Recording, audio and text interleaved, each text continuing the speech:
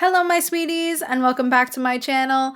If you don't already know me, my name is Elise and thank you for joining my spooky little family. In today's video, we will be talking about my personal best and not so best horror films of 2022. Let's get into the video.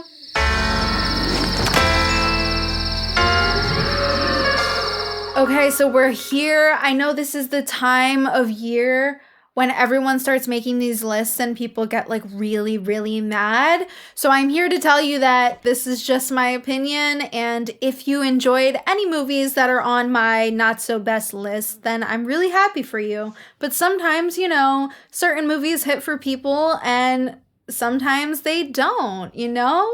Film and art is subjective, so it's okay. We can agree to disagree. And with that out of the way, let's get right into the best of 2022. At number 10, we have Scream 5, directed by Matt Bettolini-Olphin and Tyler Gillett. 25 years after a streak of brutal murders shocked the quiet town of Woodsboro, a new killer dons the ghost face mask and begins targeting a group of teenagers to resurrect secrets from the town's deadly past. Okay, so you know, I did an entire review of this film. I feel like I talked about it a bunch. All I can say is this was a lot of fun. This is a great requel. They did a really great job at honoring Wes Craven and the story, and you can tell that both of these directors really respected and loved the source material, so I love that. And our cast is amazing. It was amazing to see, spoilers, Skeet Ulrich back. That was really fun, and I definitely did not, you know, scream in the theater or anything because, like, listen, he's boppy. I know there was a lot of people that said they didn't like Scream 5, they thought it was cringy, they thought the acting was bad, yada yada. I can't agree. I really enjoyed it and I thought it was a lot of fun, and I have since seen it, I believe, twice. And it's still a great time. I'm super excited for Scream 6. Now at number 9, we have one that really surprised me, and that is Orphan First Kill, directed by William Brent Bell. After orchestrating a brilliant escape from an Estonian psychiatric facility, Esther travels to America by impersonating the missing daughter of a wealthy family. Okay, so at first I wasn't really looking forward to this, and I think that really is just because I just didn't know how to feel about it. It had been so long, and obviously I wasn't with it for Isabel Fuhrman to be de-aged, but they actually didn't de-age her, and they did everything practically, which was really cool. Was not expecting that. And I don't know, I guess I just expected this to be kind of stupid, and it really was a serve. Like, Julia Stiles and Isabel Fuhrman slayed. They really understood the assignment. This film is definitely fun. It is one I would watch over and over again. I feel like the first film has a lot of rewatchability and is still fun. So it is nice that they made this one kind of along the same lines. That was really cool. Absolutely loved Orphan First Kill. It is a film for the girlies. And speaking of girlies, at number 8, we have Bodies. I know, everybody's just like, everybody's freaking out. Everybody's getting their pitchforks right now to come through and like yell at me. Yes. We have Bodies, directed by Helena Rain. When a group of rich 20-somethings plan a hurricane party at a remote family mansion, a party game turns deadly in this fresh and funny look at backstabbing, fake friends, and one party gone very wrong. I just have fun with that synopsis. Okay, so I wasn't sure how I was gonna feel about this film. A lot of people were really hating on this. They were saying it was super jarring, and there were either people that hated it or they loved it. And I gotta say, I just had so much fun with it. I think it was because I really didn't go in expecting too much, and I don't know, it was a fun time, and it was also really nice to see so many women in a movie. Like, oh my goodness, they were killing it. Rachel Sennett is my fucking queen and I love her. Cheers to you, babe. You slayed in this movie. I definitely feel like this movie is just one of those fun movies you're not supposed to really take that seriously. I guess I can understand why some people thought it was dumb or they didn't like it or the jokes or something. That's totally valid. But for me, I had a great time. Now at number 7, we have Bones and All, directed by Luca Guadagnino. Marin, a young woman, learns how to survive on the margins of society. And it's a love story, and there's cannibalism, and all that other stuff. This is another film that pleasantly surprised me this year.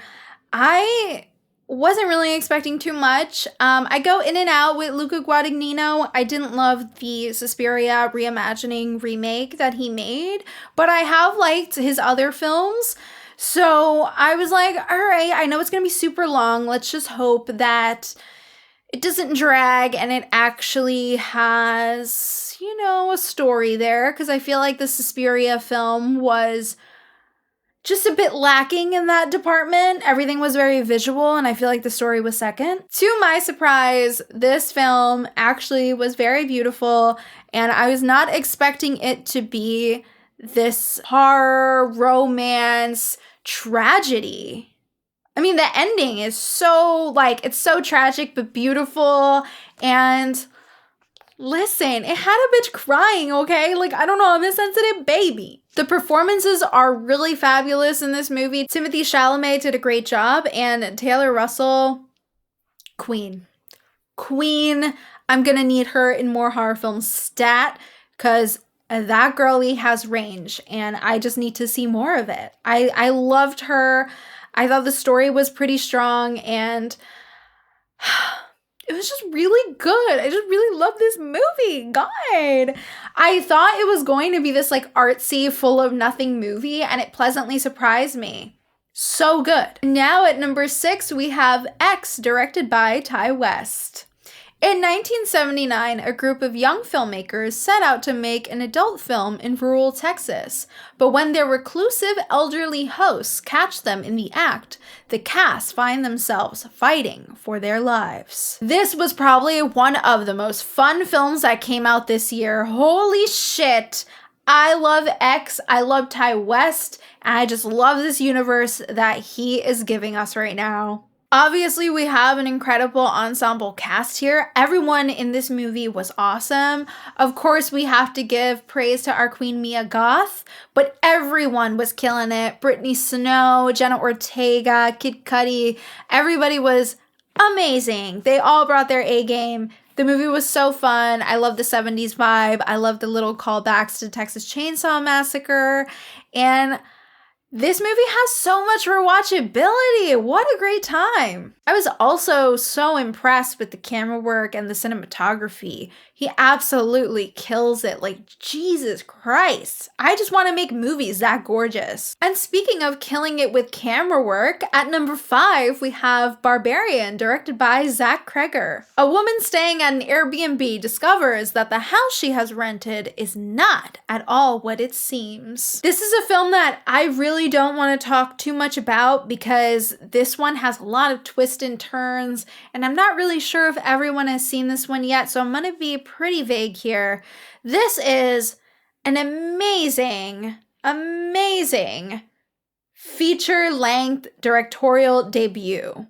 I mean, absolutely killing the game here. We also have an amazing cast here.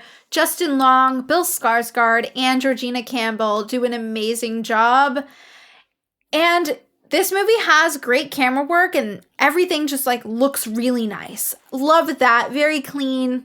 It is really hard to talk about this one without giving stuff away, so I do still want to keep it vague, but all of the twists and turns going into this movie completely blind without having seen a trailer, it was so worth it. I mean, this movie is insane. It goes in all these directions you don't think it's gonna go. Justin Long really does an amazing job at playing this not very likable character, and I just loved it so much. I can't wait to rewatch this one. This one also has a ton of rewatchability. Now at number 4, we have Pearl, directed by Ty West. Come on, did you think I was gonna mention X and not talk about Pearl here? I mean, this is like Ty West's year. In 1918, a young woman on the brink of madness pursues stardom in a desperate attempt to escape the drudgery, isolation, and lovelessness of life on her parents' farm. Now this film, babes, this is for the girlies. This is for the girlies. There are a lot of movies that have come out this year that are my Joker. It's just like my origin story. And listen, from here up, we got some good ones. Mia Goth is amazing here. I'm sure everyone has said that at this point. This really is her time to shine. This film is definitely a character study, and she does an amazing job. It was also really cool to see her write alongside Ty West for the script. I thought that was really cool, and you can tell in a lot of her monologues and just a lot of her scenes that she felt very connected, and this role felt very personal to her. And I think that's why I loved it so much, because you could really feel that. Not to mention, you could feel so much whatever happened to Baby Jane vibes, and that is one of my favorite movies of all time. And honestly, when I got out of the theater, I was like, okay, Mia Goth is like this generation's Bette Davis. And I'm going to stand by that, because the performance she gives in this film is out of this world. I mean, literally, from the first second to the very last second, my girl is given everything she's got. Literally everything she's got. What an incredible movie. I don't want to give too much away for those who haven't seen it, but if you saw X and you really liked it, you definitely want to check out Pearl. It is a lot of fun. Also, it's stunning. Oh my goodness, Ty West is just so good at his camera work. Loved it. Beautiful. The Technicolor aspects, gorgeous. And speaking of films that are my Joker, at number 3, we have Smile, directed by Parker Finn. After witnessing a bizarre, traumatic incident involving a patient, Dr. Rose Cotter starts experiencing frightening occurrences that she can't explain. Rose must confront her troubling past in order to survive and escape her horrifying new reality. This film, you guys don't even know how much I love this movie. I love it so much. I just rewatched it recently. I love it more. Like, upon my second watch, I love it more. Out of all of the movies on this list, I was most surprised with this one. The trailer for this film definitely did not market it the way that it should have. I feel like the way it was in the trailer made it seem very truth or dare-ish, very stupid, very much a flop, but it was not that. I mean, it was really good. I actually did an entire review, super in-depth about that film, so if you want to check that out, I'm just gonna link it right up there. But all I will say here is that I really love this film because the story for me personally was very relatable, and the character of Rose was very relatable. A lot of things that she's dealing with were just hitting a little close to home for me, so I personally felt connected to this film. I can see why some people may not like this or they may think it's cheesy, but for me, I really loved it from start to finish, and they did a great job, and it was genuinely scary. I mean, for me. Listen, this bitch right here, I don't like when nobody is smiling at me for too long, okay? Yo no quiero eso. And this is another film that not only had an incredible cast and an incredible leading performance from Sosie Bacon, it also looked really nice. There was a lot of fun shots, a lot of great movements, and I love the use of the pink and the blue. Gorgeous, gorgeous, and I still want to know what that means. If you haven't seen my review, go check it out. I talk a little bit more in depth about that. And now at number 2, we have to nobody's surprise, to no one's surprise, we have Terrifier II, directed by Damien Leone. After being resurrected by a sinister entity, Art the Clown returns to the timid town of Miles County, where he targets a teenage girl and her younger brother on Halloween night. I also did an entire dedicated review to Terrifier 2 where I go more in depth, and I have a really fun analysis of Sienna and her character in that video. So if you want to check it out, I'm just gonna also link it right up there. This was so much fun. This was a triumph in indie horror filmmaking and just indie filmmaking in general. And I really have to give all the praise to the cast and the crew of this film for just absolutely killing it. As everyone already knows, this film was constantly being picked up to be in theaters week after week and made like millions of dollars on its not so big budget, which is almost unheard of. And they absolutely killed it. I love Lauren Lavera as Sienna. I love Elliot Fulham. Everyone was great. Of course, David Howard Thornton, an icon.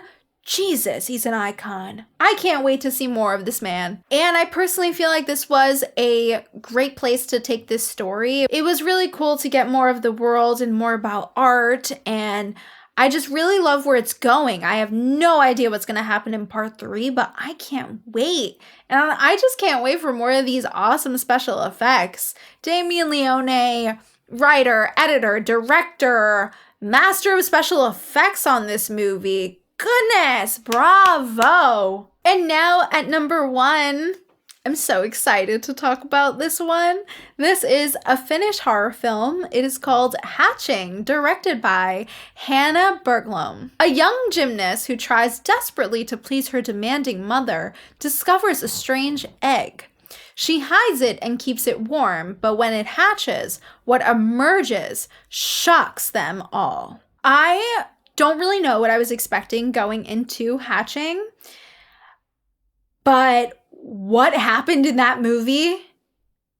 Brilliant. What a brilliant movie. This is also another film that for me was super personal and is definitely my Joker. Like, out of all the films on this list, this one is my Joker. Now, I have heard a lot of mixed things about this film, but I do think that they did such a great job. Not only did they do a great job with this story and making it so relatable, especially for younger girls, the combination of CGI and puppeteering for this creature was very interesting. They did such a great job. Also, the film is absolutely beautiful. I loved this movie. If there is anything you take away from this very long video today, it is to get on Hulu and check out Hatching immediately. And now, since we talked about all the goodies of this year, let's get into the not so best of this year. Oh boy, I am here. This section might be just like a little bit longer because some of these movies, Jesus Señor, I really couldn't handle some of the movies that were released this year. Like, they were really something. At number 10, we have Run, Sweetheart, Run, directed by Shauna Feste. After what seems to be an innocent date, Sherry now faces a night of terror when her date hunts her down and tries to kill her. She now must run for her life throughout the city and escape his grasp. Oh my goodness. Dios mío, Jesucristo, ayúdame. This was definitely one of the worst films I have seen all year, probably in many years. This was not a slay, not a serve. I have no idea what this was. I have no idea what this film was trying to say. There was a lot about this that was super ick. There is a lot of serious subject matter, and then they do this thing, very bizarre thing where they make this one character look into the camera and then he makes the camera move to like not show us what he's doing. I don't know, it was fucking crazy and jarring, and I do not want an actor breaking the fucking fourth wall unless that's absolutely necessary. I mean, 9 out of 10 times it really isn't necessary. Let's like not do that. Here, it was just weird and gross and ick, and the entire movie gives me the ick. No thank you. No ma'am. No. Literally basura. You know what? Speaking of basura, at number 9, we're still strong. We have Deep Water, directed by Adrian Lyne. A well-to-do husband who allows his wife to have affairs in order to avoid a divorce becomes a prime suspect in the disappearance of her lovers. Wow. I'm not really sure why I watched this film. I think it was a late night. I saw it was on Hulu. I saw Ana de Armas and I was like, okay. While watching this movie, I'm not really sure how this director got to this point. This is directed by Adrian Lyne, who directed the masterpiece that is Jacob's Ladder, and somehow along the way we got this really awful Lifetime stalker. I don't even know what kind of movie this is. It's just really bad. I have no idea how we got Ana de Armas in this. And you know what? Even though I don't really like Ben Affleck, I'm also shocked how we somehow got Ben Affleck to be cast in this.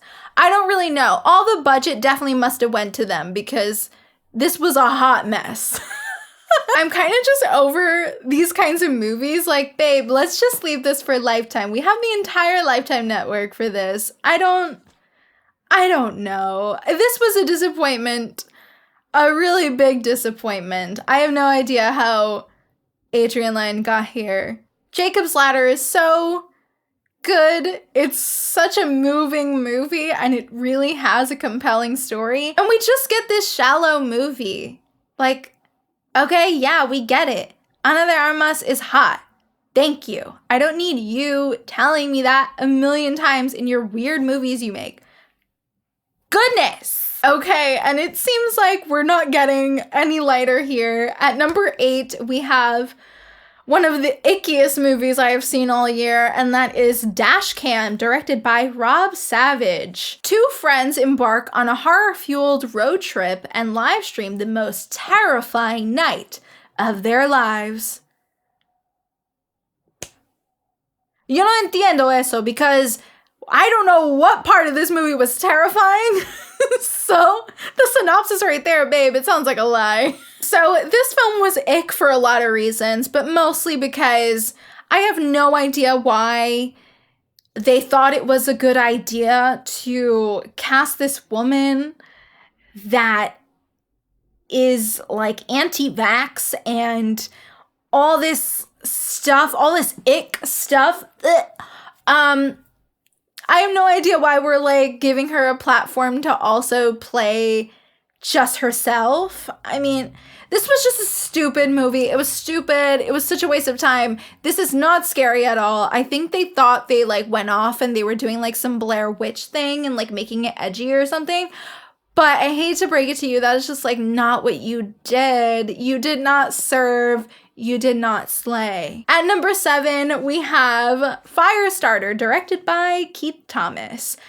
A young girl tries to understand how she mysteriously gained the power to set things on fire with her mind. So, this movie, I'm definitely not as mad as I am about the other ones. I kind of already knew that the Firestarter remake was going to be awful. Mostly because the trailers looked really terrible and I don't really know where the budget went for this one. A lot of the CGI and stuff looks absolutely awful. Oh my god. The only saving grace here is our leading lady who does a great job and Zac Efron, who also does a great job. Can we have Zac Efron in more horror films? Like, can we show that man some love? I mean, he deserves some respect. He is always killing it. The only issue really for me that I had was this film really was exactly like the one with Drew Barrymore. And the one with Drew Barrymore, I don't think is that great either. I personally don't really love this story. I am a Stephen King fan and I love a lot of his books. And I have read Firestarter and it really isn't one of my favorites. So I wasn't expecting to love this movie. I was hoping it would just be fun, and it really wasn't fun either. It was boring and there was a lot of cringy dialogue and it didn't look great. It did not look great. Hated that for us. Let's just forget that happened. At number 6, we have The Sadness, directed by Robert Jabez. A young couple are trying to reunite while the city is ravaged by a plague that turns its victims into deranged, bloodthirsty sadists. Oh my god. I can't even believe I'm talking about this film.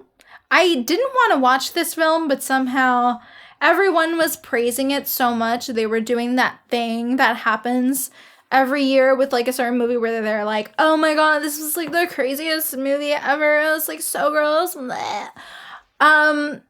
So I guess I just gave in and watched it. After watching it, I immediately regretted it. And that is simply because this is definitely one of the dumbest movies I have ever seen in my life. Don't really know what was the purpose of this movie other than to just be sucio. Like, thank you, Robert Jabez, for being a sucio. Thank you. Ick, gross, ew, hated it. Hated it. I literally have nothing else to say other than I hated this movie. The story for this movie is just so stupid. It really is. The entire thing is stupid. Been there, done that. We have seen these kinds of movies before. But of course, this director wants to really shock people and just do things for shock value and have things happen that make absolutely no sense. That is just gratuitous. None of the acting really impressed me. I thought that the lead actress, she was a bit weak, but also the story itself was weak, so can I really blame her? Not really. I don't even want to talk about this film for too long because just thinking of it actually pisses me off. Now at number 5, we have Goodnight Mommy, directed by Matt Sobel. And this is unfortunately a remake of a German film that I really like. Twin brothers arrive at their mother's house and begin to suspect that something isn't right. Oh my god! That's the synopsis? That's it? Okay. Unfortunately, this was a movie that did not need to be remade. I don't see why this was necessary. It was also released on Amazon Prime, and for some reason it had Naomi Watts, which I was super excited because love her, what a queen. But nope, it wasn't good. It wasn't good. It lacks in the emotional depth that the original film has. It lacks in its storytelling, and the direction is just nowhere near as strong as the original film. So that was unfortunate. It definitely isn't one of the worst on this list, but it really wasn't good. It's super boring. If you like the original film, stick with that. Now at number 4, we have Christmas, Bloody Christmas, directed by Joe Begos. I know everyone's gonna be like clutching their pearls right now because everybody's just like obsessed with this movie for some reason. I have no idea why. It's Christmas Eve, and Tori just wants to get drunk and party. Ooh. But when a robotic Santa Claus at a nearby toy store goes haywire and begins a rampant killing spree through her small town, she's forced into a battle for survival. I absolutely hated this movie. I thought this movie was going to be camp. I thought it was going to be a serve. It was not. It was not camp. Everybody lied. No, honestly, it's fine if you liked it. But I just have to say, if I wanted to hear a bunch of like uppity hipsters talking super obnoxiously, I could just walk around Brooklyn like for 10 minutes. I don't need a movie that's an hour and 30 minutes doing that. None of these people were relatable. The story itself is stupid. It does not look good. I know they were trying to make it like look super gritty. Nope, it's not for me. Hated this. Not a fun time for me. If you liked it, I'm really happy. I wanted to like this, but you know what? They can't all be bangers, right? All these Christmas horror movies, they can't be bangers. This was a flop. And speaking of flops, oh my goodness, at number 3, we have one that you are not going to be surprised to hear me say. We have Halloween Ends, directed by David Gordon Green. 4 years after the events of Halloween 2018, Laurie has decided to liberate herself from fear and rage and embrace life. But when a young man is accused of killing a boy he was babysitting, it ignites a cascade of violence and terror that will force Laurie to finally confront the evil she can't control once and for all. I almost have no words for this. I was very disappointed in this. I wanted to like it. I really did. I tried to go in with an open mind here.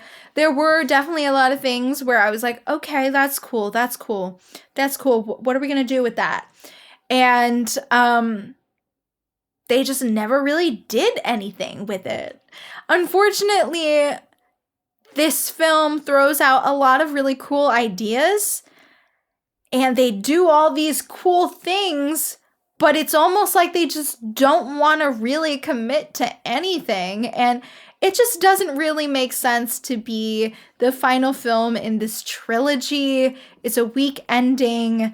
The final fight between Michael and Laurie was so underwhelming, and I was very upset by that because she's my favorite final girl. I was so excited to see the final showdown, and it was that. It was probably like 5 minutes or less, and it sucked. Like, her fight scene with Michael in H2O was way better than this. Absolutely hated that for me. I have no idea what happened with Halloween Ends. I don't really know where the writers and the director were, like what they were thinking, but unfortunately there were just like too many cooks in the kitchen, and we got this. Ay, Jesus. I'm gonna start sweating because at number 2 we got one that I really couldn't even deal with this one. At number 2, we have Don't Worry, Darling, directed by Olivia Wilde. Oh my God, bro. A 1950s housewife living with her husband in a utopian experimental community begins to worry that his glamorous company could be hiding disturbing secrets. Okay, so... Oh my God. Okay, so Don't Worry, Darling. Me and my boyfriend Rocco actually did an entire plot breakdown and review of this film, and we had a lot of fun talking about it. If I didn't do that review with him, I would have been miserable the entire time talking about this movie, because this is also one of those films on this list that likes to question my intelligence. This really felt like a Black Mirror episode gone wrong. Just bad.